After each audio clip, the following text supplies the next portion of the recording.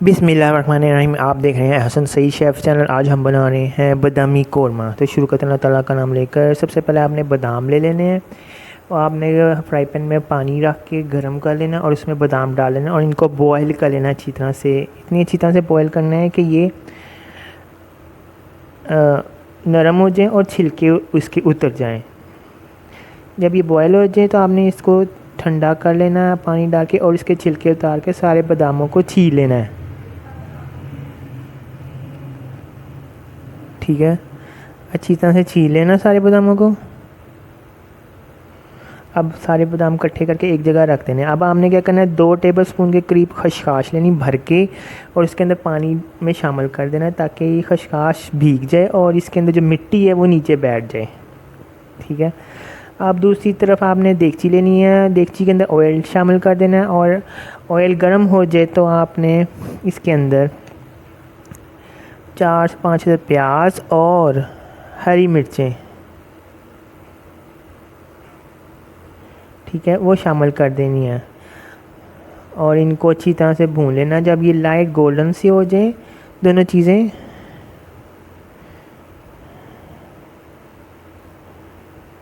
तो आपने इसके अंदर अदरक लहसुन का पेस्ट 2 खाने के चम्मच वो शामिल कर देने हैं और उसको भून लेना है 1-2 मिनट।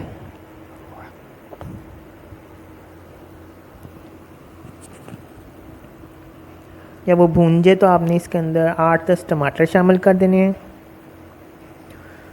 और साथ ही हमने सारे मसाले 1 चाय का चम्मच काली मिर्च, 1 खाने का चम्मच धनिया जीरा क्रश, 1 खाने का चम्मच लाल मिर्च पिसी हुई, 1 चाय का चम्मच कश्मीरी मिर्च पिसी हुई, 1 खाने का चम्मच चाट मसाला, 1 खाने का चम्मच धनिया ज़ीरा क्रश और 2 चाय के चम्मच धनिया पाउडर और 2 खाने के चम्मच चिकन पाउडर और 1 चाय का चम्मच नमक वो शामिल कर देना है और इसको मिक्स कर लेना अच्छी तरह से।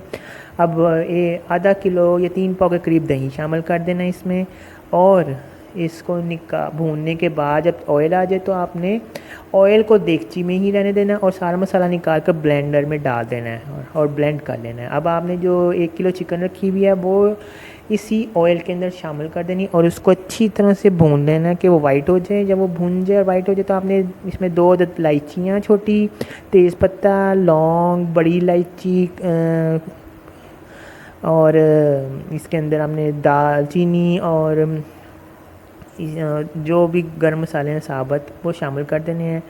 ठीक है, और अच्छी तरह से इसको भून लेना है। आप जब भून जाए तो फिर आपने इसको मसाला पिसा हुआ जो है वो शामिल कर देना है इसके अंदर और उसको भी अच्छी तरह से भूनते रहना है ताकि वो तेल छोड़ दे।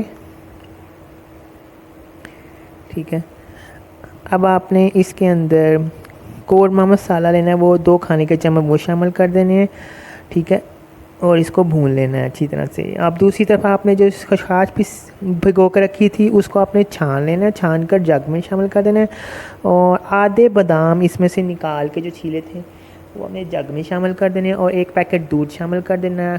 ठीक है, और इसको अच्छी तरह से ब्लेंड कर लेना है। इतना अच्छी तरह से ब्लेंड करना है कि ये पेस्ट सा बन जाए।